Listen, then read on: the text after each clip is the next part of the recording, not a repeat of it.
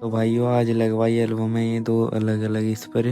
राम राम जी सारे भाइयों ने आज सुबह की शुरुआत कर दी थी चक्की में से आटा उठा के लाने से।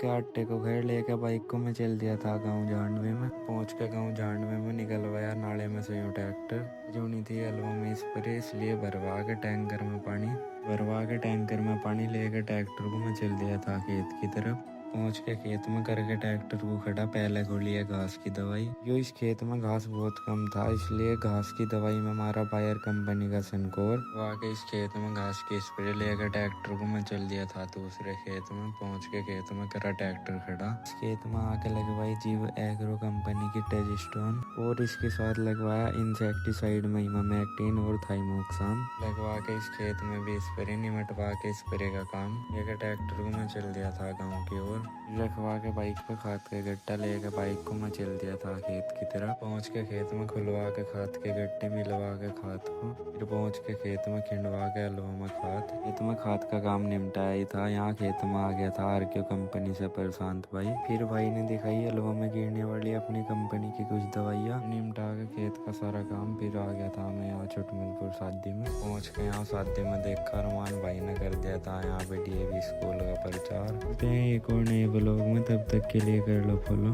खत्म, बाय बाय, टाटा।